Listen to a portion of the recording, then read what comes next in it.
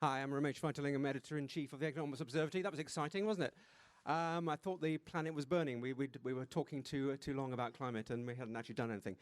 Anyway, the speakers are going to jot down notes on the final things they were going to say, and we'll put that on the website so you can see what we do need to do for climate action. But now we're going to move on to the next crisis, which is the education, learning loss, young people crisis that has come about as the result of the pandemic. And to talk about that, lead the discussion of that, is the co-director of the Economics Festival, Diane Coyle. Diane, bring your team on.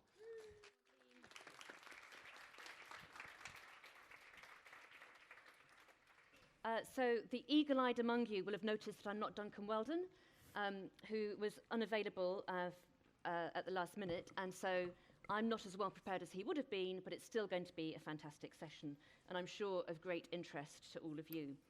I've got a great panel here with me. So in alphabetical rather than line order, we've got Andrea Arlidge, who is Chief Executive of a multi-academy trust, and prior to that, a lot of experience as a secondary head teacher. Simon Burgess, University of Bristol expert on the economics of education. Alice Towle, who is the Youth Mayor of Bristol. And Gill, who's an economist at the UCL's Centre for Education Policy and Equalising Opportunities. So we're going to start with a bit of chat amongst ourselves, and later on I'll come to questions from you, so start thinking about your questions as we're talking. Simon, I'd like to turn to you first, if that's okay. And the title of the session is The COVID Generation.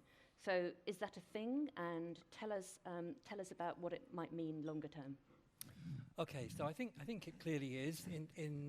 Over the pandemic, we've seen 13 cohorts of students in schools be affected by closed schools and losing learning. And these things are going to have a long-run effect unless we do something about it. So there are two senses in which we can think of the long-run effect of missing school. One of them is at an individual level, and one of them is looking at the whole economy, the whole society. So for an individual, missing school, losing learning, you've got less skills, you know less stuff, less able to do things. And we know from countless studies that your skills really matter for earning potential and for your earnings. So missing out on a lot of learning means a hit to lifetime incomes.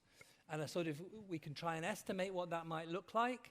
And a simple way of thinking about it is this: if the earnings rate of return to one more year of schooling is something like 10%, and if you miss out on a third of a year of schooling, maybe partly made up by learning at home, but not brilliantly, then that's looking like a 2 or 3% lifetime cut to your earnings. What does that look like in real money? It looks like about £40,000 to £45,000 over your lifetime. So the COVID generation, people who are in school during the lockdowns, during school closures, are facing that kind of lifetime hit, again, if we don't do anything about it. Looking at an economy level, one of the things that economic growth depends on, and remember, economic growth brings us prosperity and brings tax revenues for government that allow the government to pay for all the things that we would like the government to buy. It depends on the skills of the labour force. And from about the mid-2030s onwards, and for decades, the COVID generation, these 13 cohorts of students making their way through school and the labour market, are going to be in the labour force. And they're going to count for about a third or a quarter of the entire labour force. So if we don't do anything about it, if their skills are reduced, then the average skill of the UK labour force will be reduced, and that will mean a slower growth rate, lower prosperity, and lower tax revenues for government. Can we get some kind of measure of what that might be? We know that the lower skills of the workforce mean slower growth, and we know that slower growth is very costly for an economy. So two of the world's leading education economists, Rick Hanishek in Stanford, Ludger Versman in Munich, they've crunched the numbers for lots of different countries. For our country, the cost of not doing anything about skill loss, learning loss, is about £1.5 trillion. So about £1,500 billion. Almost any policy is going to be worthwhile to try and avoid that cost. So yes, I think the COVID generation really is a thing. These 13, from people who are, 4 or 5 in the first lockdown through to people who are 18 and then on to university. I think it's a real thing. And I think we need to kind of move beyond the day-to-day drama of COVID to think about these long-run effects. We'll come back to what we might do about it a little bit later, Simon, thank you. Let's turn now to you, Alice, for a perspective from somebody who I suppose is right in the heart of that COVID generation. What's the experience been like, and what are your thoughts about these issues that Simon just raised? Yeah, so it's definitely very interesting being part of what is being termed as the COVID generation. And when I was sort of thinking about what I might say, I kind of stumbled upon the TES, I don't know if you've seen it, infographic, sort of looking at when the last undisrupted year group for lots of different year groups was. And the last time that the current year 7s had an undisrupted year was when they were in year 4. So I think you can begin to see the really big impact that it's had on young people, not just in terms of their education, but also socially.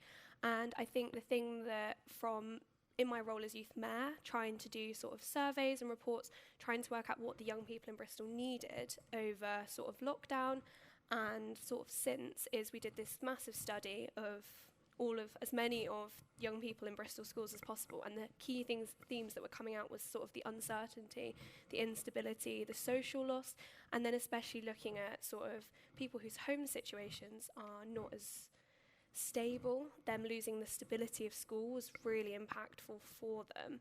And I think what young people have maybe struggled with most is the fact that we've had an ununified response and we've had catch-up work that has not actually caught us up.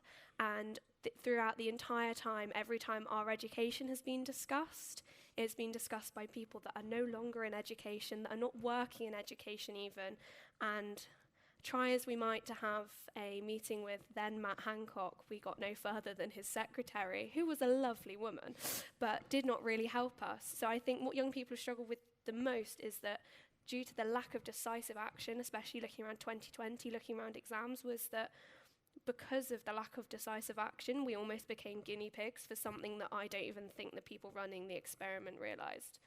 And that was tricky. And we had online protests about our grades. I don't think anyone ever thought they'd be taking part in an online protest. But at the same time, I don't think we ever thought we'd have to protest for our right to have grades that we deserved. In a minute, I'll come to Andrea to ask about the sort of perspective of the education provision. But just tell us, before I move on, about what a youth mayor does and what the responsibilities are, because I hadn't come across one before. So in Bristol, we have a youth council, and we are a group of elected young people who are elected every 2 years in the Bristol Big Vote by young people across all of Bristol's schools and youth groups. And so we're a group of currently 30, but that's soon going to be about 25 elected young people with 5 co-opted members from equalities groups. And internally, we then elect 2 youth mayors and 2 members of youth parliament. So our members of youth parliament go and do basically what our MPs do, but in a youth parliament, and they're doing amazing things in London and centrally with young people from up and down the country. And then as youth mayors, it was myself and John Wayman. He's now off at university, so he's left me by myself.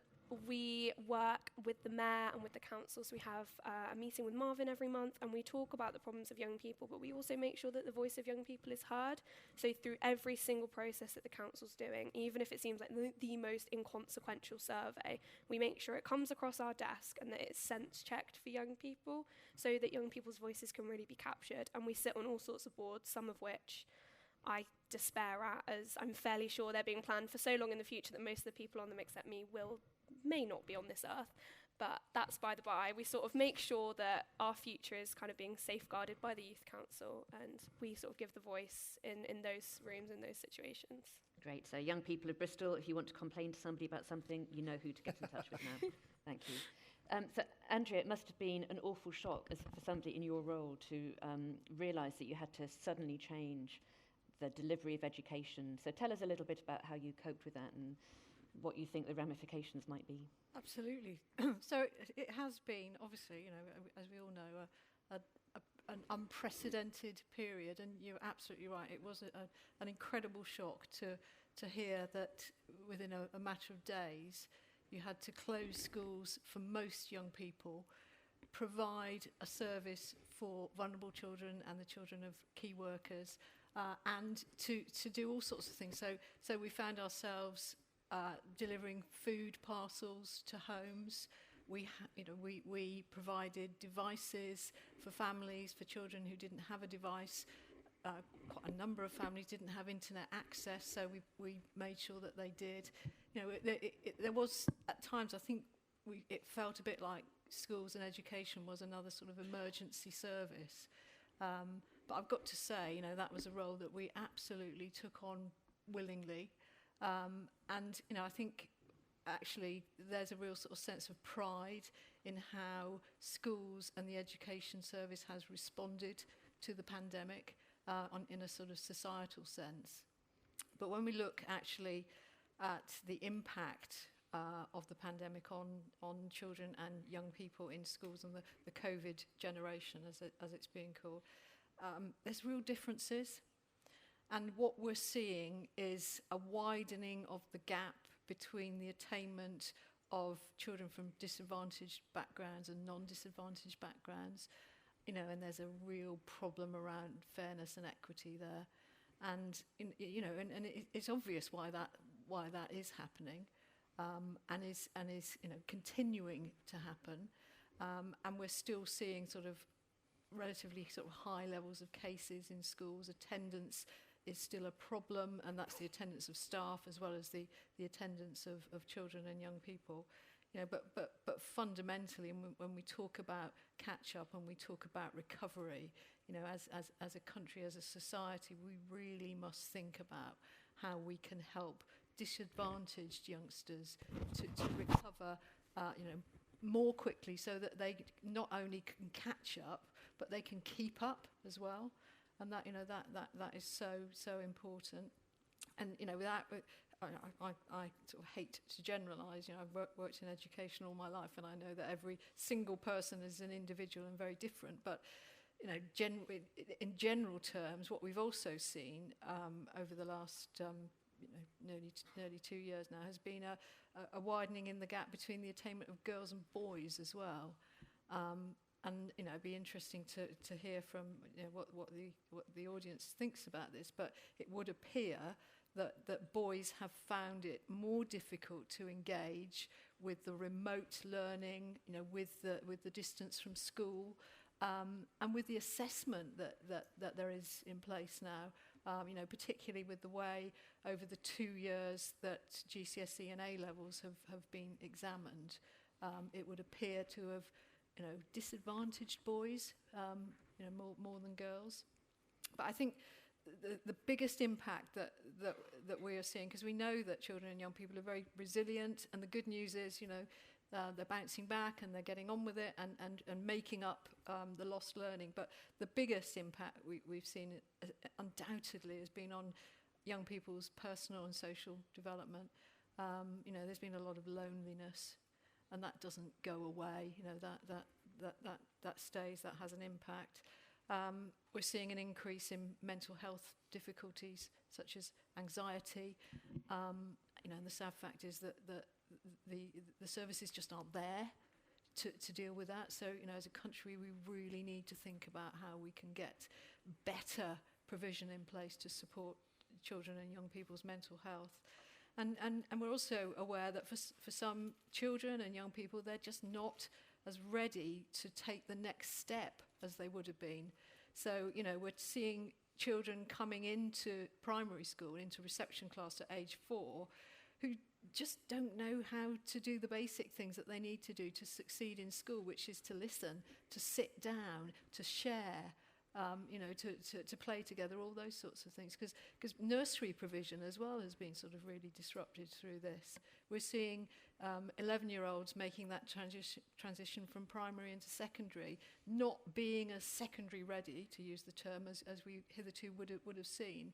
And we're seeing young people, moving into doing A-levels and then beyond into work or university, who just have missed out on all that sort of, rich careers, information, advice and guidance that they would have got. Work experience, those sorts of things. That has undoubtedly had an impact. but just to sort of end my little bit on a positive, I think one of the things that's been really helpful has been there's undoubtedly been a change in the public perception of schools and education, and I think parents who in some cases really struggled with online learning and their families during lockdown have a newfound respect for teachers. And that's got to have a positive knock-on into the way that their children view school. So that's a real positive. And I think also the pandemic has shone a spotlight on the importance of relationships, the importance of that face-to-face interaction, the relationships that children and young people form with their teachers and other adults who work with them in school. So, maybe in the future we won't be so sort of keen to move to online learning forums and teachers as, robot teachers, that sort of thing. It really has shown that. And I think, everybody, children, teachers, schools, have really proved themselves to be really resilient in all this. So, I think that there's lots to feel positive about, but we've got to be really honest about the fact that the impact of the pandemic has affected some youngsters, some children, some groups really disproportionately, and we must do something about that. Well, that's a great segue into Gill, because I know this is one of your main concerns, Gill. Could you talk a bit about what you've been finding in your research about these inequalities? Yeah, sure. I mean, I really do want to agree with that. So yeah, there's a couple of points I wanted to make. The first is really about the scale of the challenge, and I think everyone has alluded to that. And there is pretty good evidence now that there were substantial learning losses and big impacts on socio-economic development from the education lockdowns. There were pretty big immediate effects, but even now, the latest evidence is looking at the summer term of 2021. So kids are obviously back in school now, and they've had a bit of a chance to catch up. And there is some evidence that there's been a little bit of catch up, but really there's still fairly substantial learning losses that we can see. And the most recent evidence from research suggests that there's that kids are about 2.2 months behind in maths and 0.9 months behind in reading in primary schools, and even more so in secondary schools.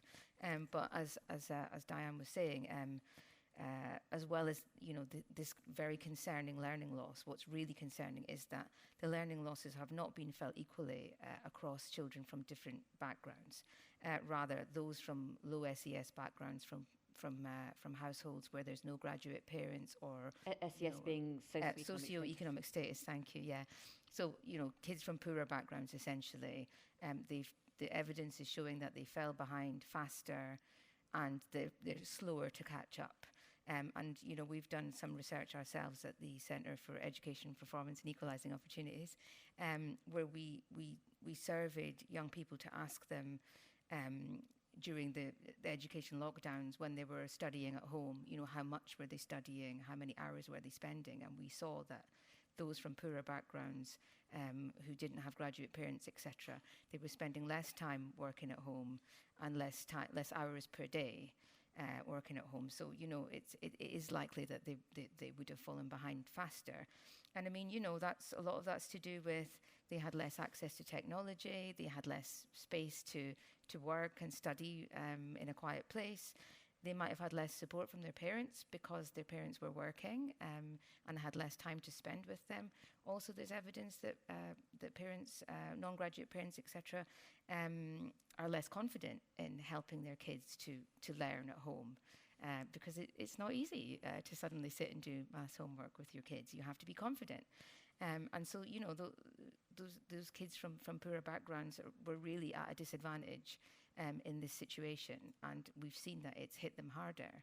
And I mean, I really wanted to say that, like, these are existing inequalities. These aren't new inequalities. Like, kids from poorer backgrounds were already lower attaining than those from richer backgrounds, and the pandemic has just exacerbated that. And I think we've seen that across all different sort of walks of life, that the pandemic has just exacerbated things that were already there. We shouldn't be in a situation where we have a whole group of children who are further behind than their peers because they're from poorer backgrounds. That shouldn't be. And the pandemic has just exacerbated that.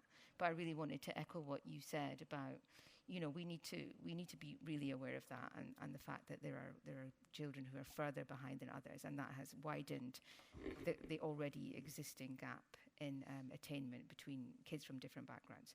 And I did want to make one last point, which is that, as Simon said, this is something that's happened to young people, and it's going to be with them their whole lives. You said it too, and we need to understand that. We need to understand what the long-term impacts of this is. Will they catch up? Will it all be fine, or will they suffer the consequences in the long term of missing so much education and socialisation and everything else? And we at CPO we have launched a new cohort study, so it's going to be a representative study of young people, those who were in year 11 actually in the pandemic who missed their GCSEs. So it's a key year group, and we're going to be following them over time and track their educational attainment, where they go to, where they end up, do they do A-levels, university, FE, etc., but also many other aspects of their lives, their well-being, their extracurricular activities, all of those things, and try and understand, who's been most hard hit by that. And I think that's going to be really important going forward. Quite soon I'm going to turn to the audience for your experiences and questions for the panel. So get those questions ready. Before I do that, I would like to go back to the panel about this assessment point. I teach in a university, and we switched to open book exams and not monitoring, surveilling people while they were doing them. And that, a lot of my colleagues feel that worked very well. We might stick with that because it was a better way of assessment. But if you look at schools, whether it was the algorithm or teacher assessments, it seems to have been the better off pupils, the independent schools that benefited from that. And I just would like to get some reflections, perhaps starting with you, Andrea, as on the front line of this, as to is that perception correct, and what does it imply about assessment in future, and have we learned any lessons from those two experiences? So absolutely, obviously the system in 2020, the algorithm that is now quite infamous, undoubtedly was an unmitigated disaster. And what that did was damage the confidence in the exam system. So the next year, we then went to a system where, my goodness me, teachers were trusted to make judgments. But, in that system, it's a criterion reference system. It's not a norm reference system, which an exam. Can you explain the terms? So an exam system normally, when it's organised by an exam board, is what you call norm reference. So there will be grade boundaries, but the marks for those grade boundaries will change depending on the cohort. So literally, the exam board will say we want such and such a percentage to get an A star, such and such a percentage to get an A, such and such to get a B, and so on. So they will move the grade boundaries. So one year you might have got an A star with exactly the same work, and another year you might have got an A. Now that's the way the system works. When you're using criteria and you're saying to teachers, if a student hits this, then you award them an A star. There's no way of standardising that across the country. So that is why you saw what was referred to as grade inflation. It wasn't grade inflation, it was just the fact that the process of adjusting that, which normally happens across the country, just couldn't happen. So that's there've been sort of real sort of issues with that, I think. But I think essentially it was an exam system by another name, and I think for me, talking to young people, they felt just as stressed by the whole process. In fact, more so in some, because there was this feeling that every single piece of work that you did contributed to your final grade, and that I think was a source of quite a bit of anxiety. And I think it was also quite a difficult process for teachers because there was no kind of buffer. Normally the teachers do the teaching, and then the grade magically comes from the exam board. This summer, the grades which the teachers submitted, by and large, were the ones that the students received. So it put the relationship between sort of student and teacher into a different sort of different place. Now, I'm not saying that's a bad thing, and I think it's interesting to reflect on what is a fairer system. Is it a system where you can just sort of maybe sort of coast a little bit and then right at the end revise really hard for an exam? Or is it a system where you absolutely, it's about the effort and the work that you put in over the course of the 2 years, as it would be for an A-level or a GCSE? Alice, let me ask you what young people have been saying to you about the assessment. So back in 2020, I received a lovely set of what ended up being teacher-assessed grades, but was very nearly algorithm grades, and I'm very thankful it was teacher-assessed grades, because I do not want to know what the algorithm would have done with mine. So I was quite happy, quite content, but there were other people receiving these grades that were algorithm, then teacher-assessed, that really struggled. They'd, for example, never gotten anything less than a 7 in their life, and they were given a 6 overall. And that was quite stressful. But then I think more so coming into 2021, the experience of young people was hyper stressed and hyper challenging, because every school was doing it differently. Some schools are doing 2 weeks of mocks on, 2 weeks off, 2 weeks on, 2 weeks off, 2 weeks on, to get those 3 sets of exams that the government were asking for. And some places were doing exams every single day, and it was different across every other school, and every school was giving different grades for the exact same work. And that was really stressful, because it's not, for example, like the American school system where you're always being graded. It was suddenly you're doing these 3 sets of exams, you're doing them very compounded close together, and you're being expected to do as well as you would have in that stressful situation. And I think we've even seen earlier this week, the end of last week, the government saying, well, for contingency, schools need to do 3 sets of mocks in case my year group can't do exams in the summer. But they originally said, and I hope they've gone back on it, they originally said 1 set of those needed to be done before Christmas, with 4 weeks left of the term. When young people were meant to do that, when young people were meant to do their best at doing that, I don't know. And that unknown is a massive stress for young people. So we've been told by central government, you're doing 3 sets of mock exams and probably real exams. And because the schools didn't have heads up, schools weren't able to say, at the same time as the government was saying that, individual schools weren't able to tell their pupils what they were doing, how they were going to interpret that. So I'm really lucky at my school, they sort of took a few days, and we've been sent a lovely long email saying exactly what's going to happen. But people at other schools haven't had that. So I think it's about that communication between the government and the schools could have been better, because really we could have had the government say that, but on the same day schools have known and schools been able to tell their young people what was going on, because it's not a fair limbo to be putting young people in when it's their grades and their futures. And I think it's also been very difficult that England, Scotland and Wales have different systems. That's been a real feature of it. So adding to the uncertainty. Yeah. But I absolutely agree that the last minuteness of communication has been really quite distressing. I think there are many arenas in which the government hasn't covered itself in glory in terms of communication. Let me now ask Gill and Simon about this issue of fairness and how, it came up in terms of the inequalities of effects, but also an assessment. What is a fair system of assessment? How should we think about it going forward? Do you want to start, Gill? Sure. Yeah. I mean, a couple of points I wanted to make on in the first year when we had the algorithm, which was obviously abandoned for teacher prediction. I mean, that wasn't a particularly, neither option was great. But there is evidence to suggest that teacher predictions are quite inaccurate. Teachers have to make predictions every year for people to apply to university. So we know what teacher predictions are like, and there is quite a lot of evidence that they are quite inaccurate. But partly, or largely, it might be because a lot of students are actually very difficult to predict. It's quite difficult to predict students' outcomes. We did it ourselves. We at CPO, we got the data, and we attempted to use machine learning and prior attainment data to predict how a student would do in their A-levels from their GCSEs and their Key Stage 2 and etc.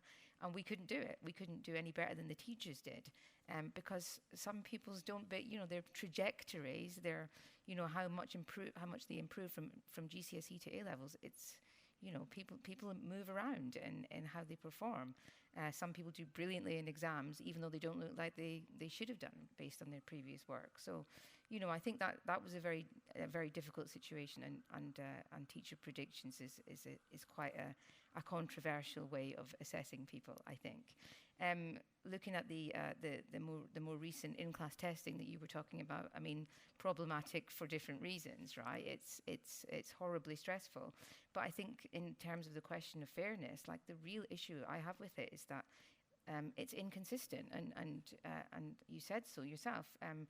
We let schools choose the different types of assessment methods that they were going to use. I mean, it's great that they did assessment and they didn't just predict grades. They actually did something rigorous. But, a situation where schools can do completely different things to assess young people, that's not going to ever be consistent. And so those young people now have grades that are not necessarily comparable to people from other schools and people in other countries, or UK countries, as you say. And that isn't fair either. So I think we've created a lot of issues about the validity of these grades, actually. Simon, do you have any thoughts about how to get towards fairness?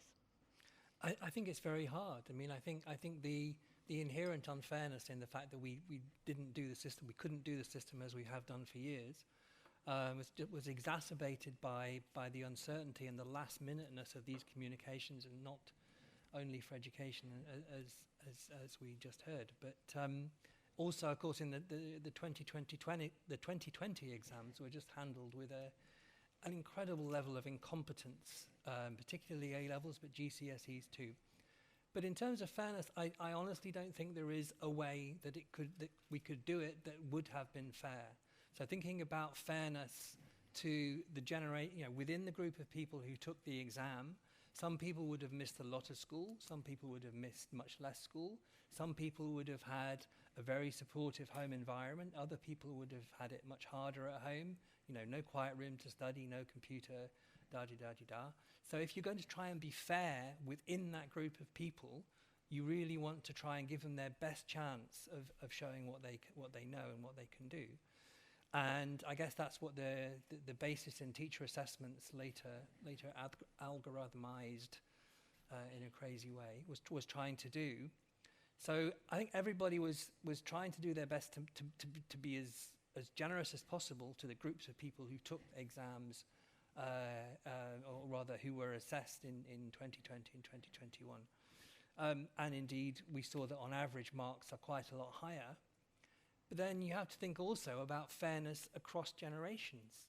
So the people who were assessed in 2020 and indeed 2021, because they'd missed so much schooling, they would almost certainly have, no fault of their own, would have known less, would have had less knowledge and less ability to do things, like algebra or French verbs or something. Okay, but they ended up with higher marks. So the fairness across generations, I think, cuts completely against the fairness within a generation, and trying to, be as generous as possible to the people who've suffered this awful, awful 2 years of schooling. So I don't think there is a right answer on fairness, and I think we're stuck. And I think in principle the ways of assessment have not been great, but they're the best people could think of. But the political incompetence on top of that has just been awful. Andrea, you want to come in on that? Yeah, I just wanted to sort of make the difference between teacher-assessed grades, which we had this last year, and predictions, which is what you would normally have in an exam board-run assessment system.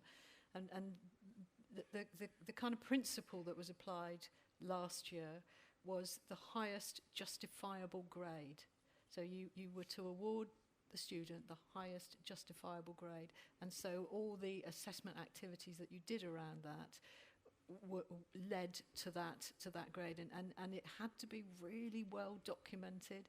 So it wasn't a sort of finger in the air activity. It was very rigorous, and it was checked. The exam board activity last year was about checking the rigor of centre assessments, checking the rigor of the justifiable bit, if you like. I mean, I think that has the basis of being a fair system, provided, as you said, that you get that parity between centres and between the way that centres actually do those assessments. And, you know, there's a lot more we could do about that, that's for sure. But I think when you go back to predictions in the old system, you know, teachers actually are very good at predicting. They do a lot of exam board training. They know exactly what an A-star grade looks like in their subject and so on. But what they don't know how that student is going to perform in the exam. They don't know what the questions are going to be. And they don't know how the rest of the country is going to perform, going back to what I said earlier. So it's not that teachers, you know, are wildly inaccurate. They're not. It's just that they make their predictions based on a set of factors, and the unknowns actually have quite an influence on what the final outcome is. You're talking to people who think about economic forecasting, so I think we completely understand the problem. I just didn't want to give the impression that teachers don't know how to predict. Yeah. So we've heard about a lot of issues: the learning loss, the earnings loss that implies, the mental health and social loss, the assessment difficulties, the inequalities that have emerged, and the status of teachers and the role of schools through the pandemic. So I'm going to turn to you now, and if you can put your hands up if you've got any questions, and if a few people put their hands up at the same time, so like a sense of how many there are around the room, and I will start, let me think, I'll start on this side and then come over to this side. So let me go here in the third row first, and then third row here. Sorry. This is the fun game of making the person with the microphone run around. So in a sort of fawn shirt there, and then in front of you. Hi, yeah, thanks for these interesting insights. And I would be more interested to hear what you think about how to actually address the inequalities that emerged because of the pandemic in the education system, in the sense of whether it would be sensible to like intervene or like to impose some sort of differential treatment of these the generation of people that are most like worst affected by the pandemic in the education when it comes to applying for universities or entering the job market, when they compete with people that are less were less affected by the pandemic in their education, or whether it would make sense to as a government to intervene and provide further education to these people later on in life. Which of these two may be sensible, or whether it would not make sense to actually intervene and just let the market do it.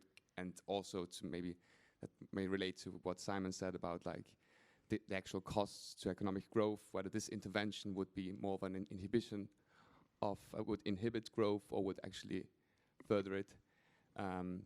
Because you would, of course, with the differential treatment in the applications, you would like kind of force companies to choose less productive workers than they would normally do. So, yeah. Okay, so that's two questions in one. I'm going to do this thing of taking them in batches. So if you could pass it in front of you, thank you.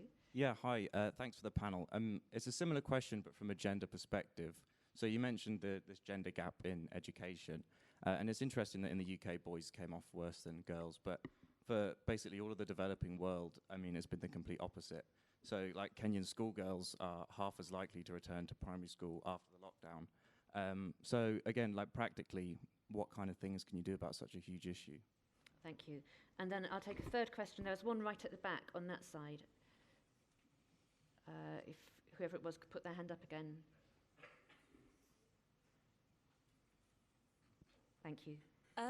I was wondering if this is a really good chance to think about a broader reform, and I think that while you say that teachers are really good at predicting grades, like if you go to a private school, you can often like argue your predicted grade and get it to be higher if you need to apply to a certain place. And I think that's probably less prevalent in state schools, and like maybe this is a chance to standardize with just an exam or something similar to other countries' systems rather than letting there be these inequalities. Thank you very much. So let's start with those three, which cover a wide range.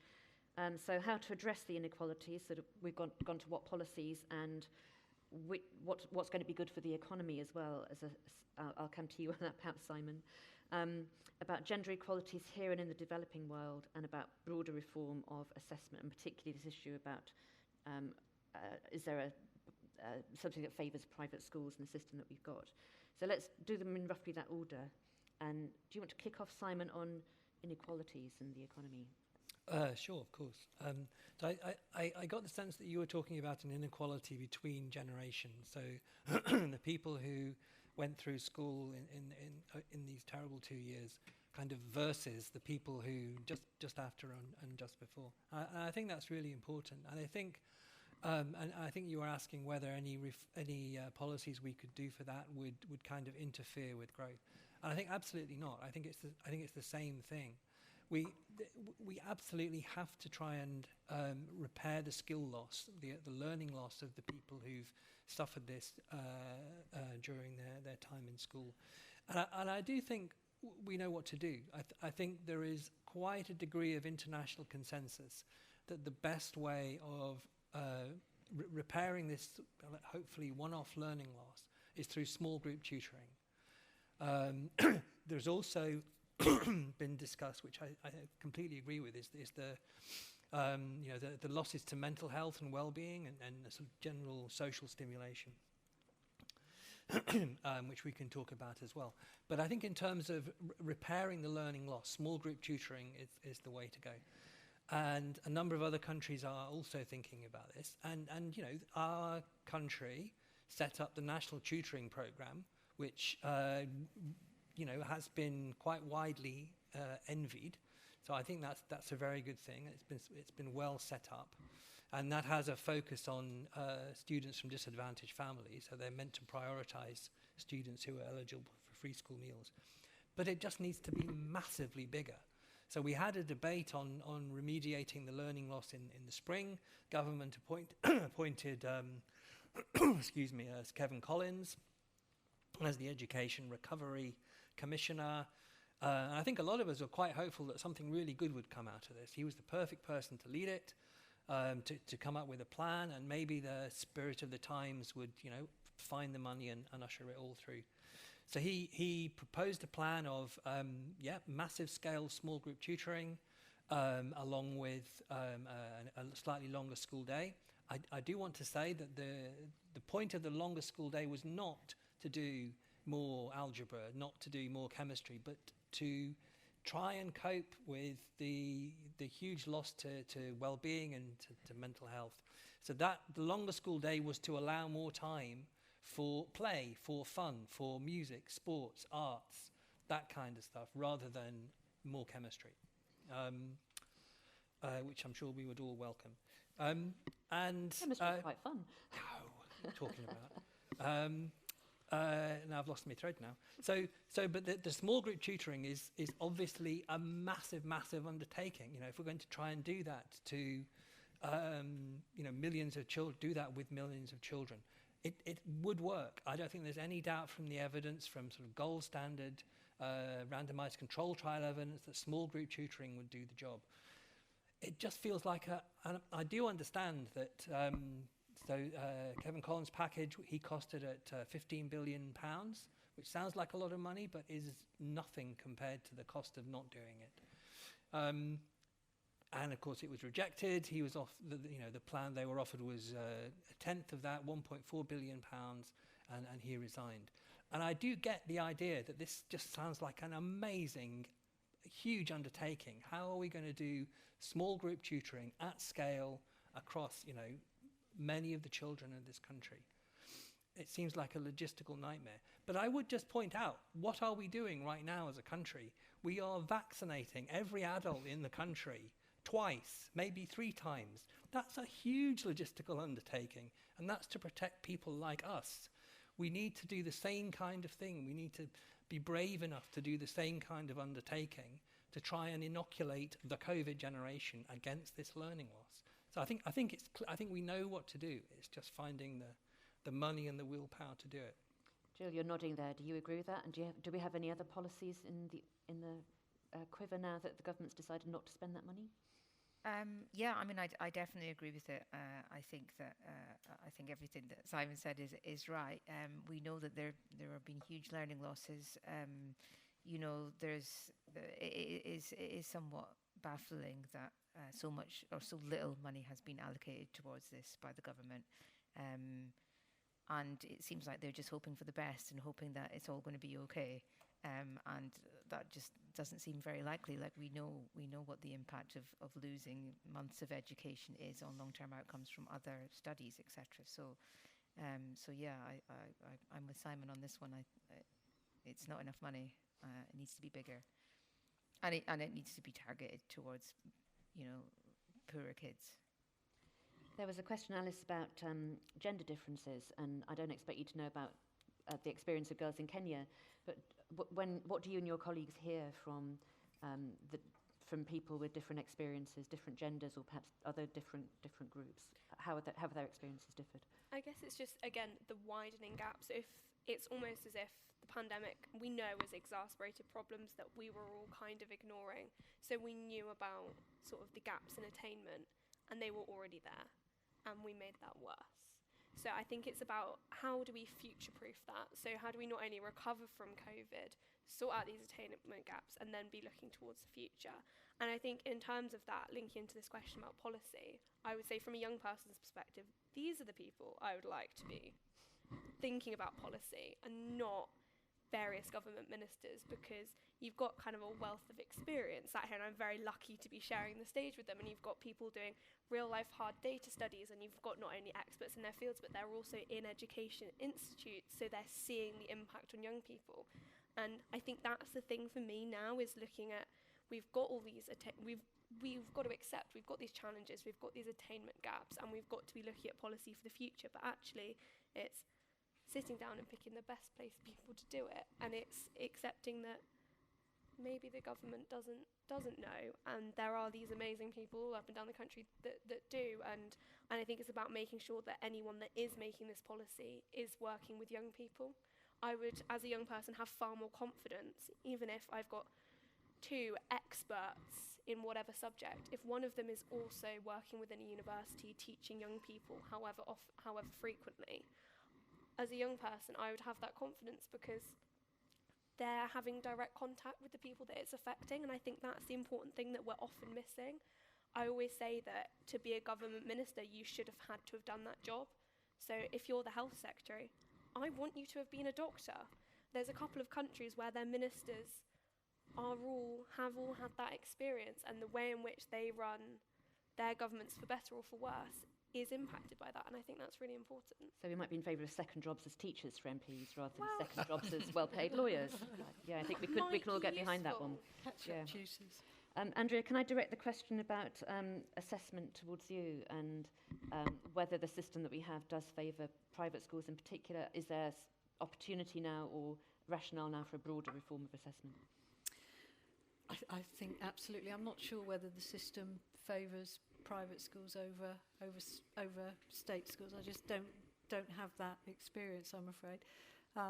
But it certainly favours individuals who are really hard-working and have been taught well and are good learners. So that's not such a bad thing, I wouldn't say. But in terms of where we go with assessment, we need to have a system that has the confidence of learners, has the confidence of the public. It needs to be a system that is absolutely based on fairness and is really transparent, very clear, so everybody understands it. I think that's what we've seen over the last 2 years, the exact opposite of that. The system that we had previously was not a perfect system, but it was certainly a lot better than where we've got to. But I think we just need to. We're kind of in a moment in time when we really need to think really deeply about what we're doing in education. We need to think about the curriculum, the nature of schools. When you look to other countries, Germany, for example. Real difference in terms of academic and technical education, which we've sort of toyed with and never really got to grips with in this country. Our assessment system, we don't really know what we want to do. Do we want to go to a sort of Scottish type system or a baccalaureate? I think now is the time that we really need to look at these things and make make policy informed on where we're going in terms of helping children and young people who have undoubtedly suffered because of the pandemic in the future to really succeed and to make, do the best we absolutely can for those youngsters who are currently there, who are in year 10, year 11, year 12 and so on. But to me, it's about really, fundamentally looking at what we're doing. It's about sort of, that phrase that you hear in business, build back better. What's education? How are we going to make sure that education is better, that we come out of this pandemic in a better place that is fair and does address the issues, the inequalities that the pandemic, quite frankly, have brought into sort of stark reality. So I don't have the answers, I'm afraid, but I think, we need to get the best minds and the best experiences around the table to really work that out. We're going to go on for about another 10 minutes because we got delayed at the start, and I'm going to come back to each of you and ask for what one thing you would most want somebody to do, whether it's the government or schools or whoever. So have a think about that. But meanwhile, let's come back to another round of audience questions. So one in the front here, and then one there, and then I'll take the last one at the back over there. So thank you. Going to kind of talk about Russell Group universities and getting into Oxbridge as well.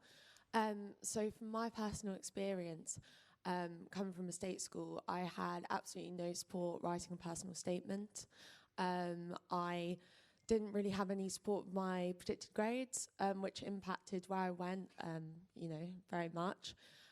So I kind of think there's lots of evidence. If you look at Oxbridge, Russell Group unis, Bristol uni, I know, has, I think it's 60% of people from state schools, which is crazy because there's only 5% of people that go to private schools. So I think this is a huge issue. And from what you guys have said, this is really worrying that, this might just become worse. So my kind of question would be, do you think we should kind of enforce contextual offers, maybe external support coming in to help people with the Oxbridge exams, with the interview process, with predicted grades, with writing the personal statements? Do you think this should kind of be enforced now, especially for top universities going into all state schools? Okay, thank you. So there was one right at the back there, so let's take that next. Thank you. Hello. Hi. Thanks for the discussion. So my question sort of links back to the previous talk and the future risk of like other pandemics or from the influence of climate change and the loss of permafrost. So are we going to create an emergency response system in education to prepare for similar events in the future so that we can avoid the similar consequences? Excellent question. And there was one in the middle here. Thank you. I think this relates to the first question. So with the variance that's happened in education recently with regards to assessment and the lack of faith in the reliability of the marks, it feels, to me at least, that extracurriculars and work experience is becoming more and more important in getting into top unis and top jobs. Now, in terms of an inequality perspective, if you don't go to an urban private school, you don't have those connections. You don't even know those opportunities exist. So, in terms of facilitating the things that expand the students' capacity on signalling and a achievement basis, what could be done to remedy that? Thank you very much. Okay, let's turn back to the panel. And shall we start with the university admissions one? I don't know who would want to pick that up first. Maybe Gill or Simon first? Yeah, sure. So the question was about should we be using contextual admissions? Is that or doing something different to make fairer the opportunities for all pupils to get into Russell Group universities in Oxbridge? I mean, yeah, I absolutely hear you, and we're all aware of those statistics, and none of us like them. I mean, there's a wealth of things that you need to do to deal with that in terms of improving the attainment of pupils from poorer backgrounds so they have the A-level grades to be able to get into those universities. I definitely agree with contextual admissions. We should be contextualising admissions and treating students from poorer backgrounds as being more at a disadvantage and giving them, treating a B as an A or something like that. I really am in favour of that. There is, universities are doing that, but we're just not very good at it yet.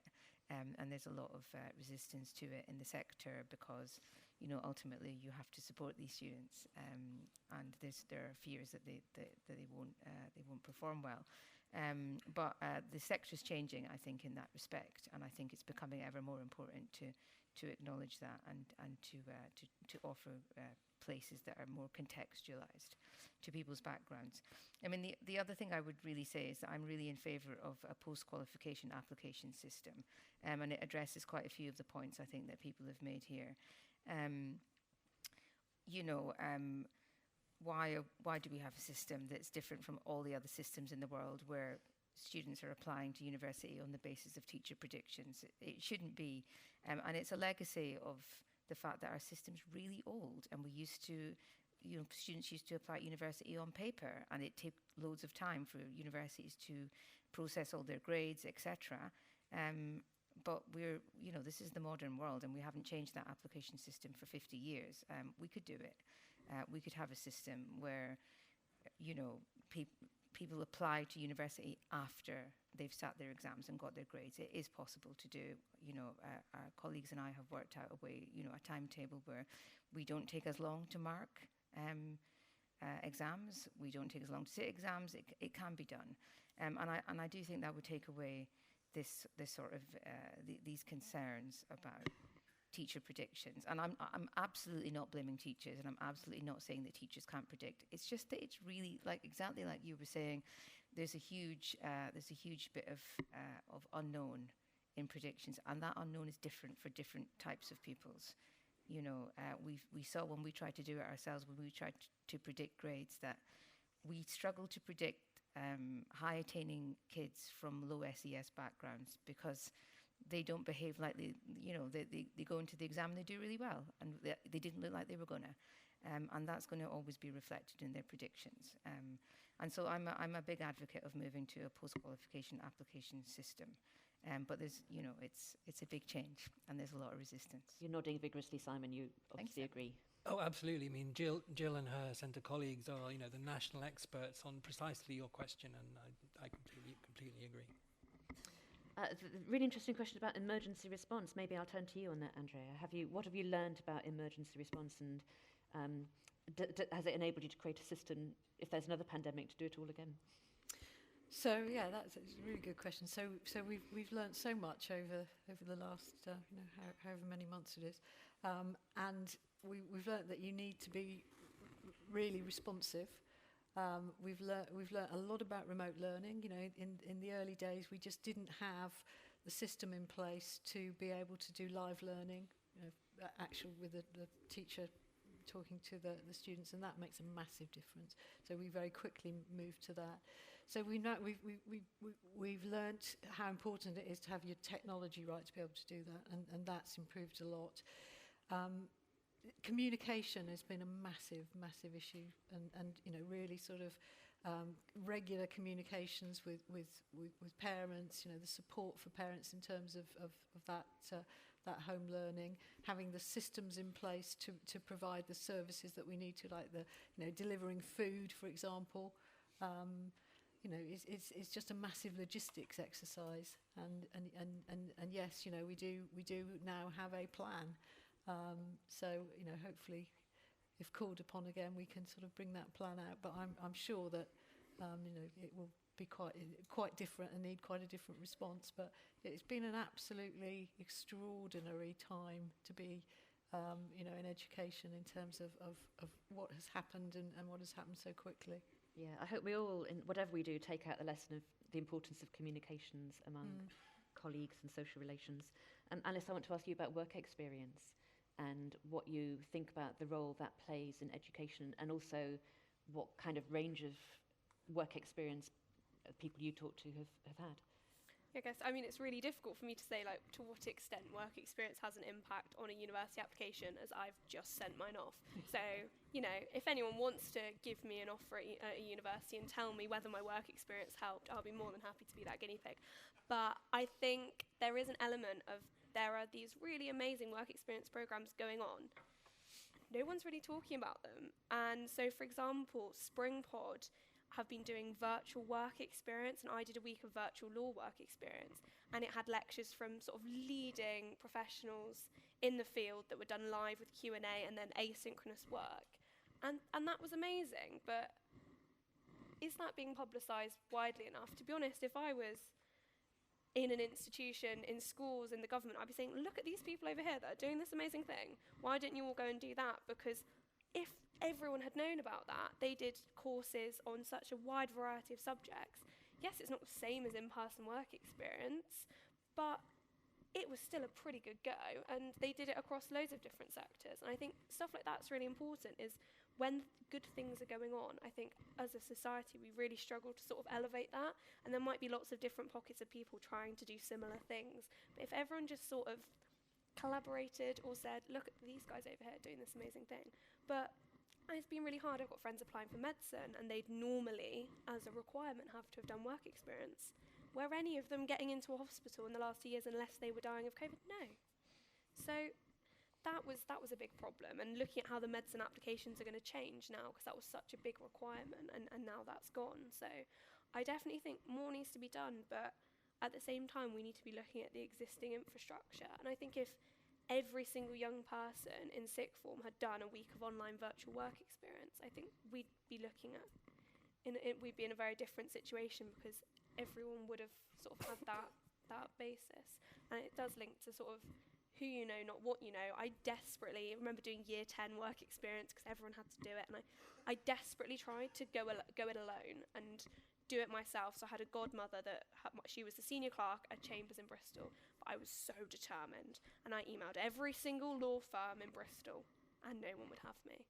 So I went there and I did a week, and it was amazing, but it does sort of show that if I hadn't known her, would I have had that week of work experience? So I think it's also comes down to employers and people in the professional sector to sort of say, is it a little bit inconvenient? Yes. There's not actually that much paperwork. It's quite an easy thing to run, and now more than ever, I think it's a way that a lot of businesses can be contributing to, as we're talking about building back better and developing young people's skills, is simply by letting young people come in. And that's not running a corporate program. So for example, Burgess Salmon run a corporate program where they have sort of 8-9 young people in, and they do tasks with them.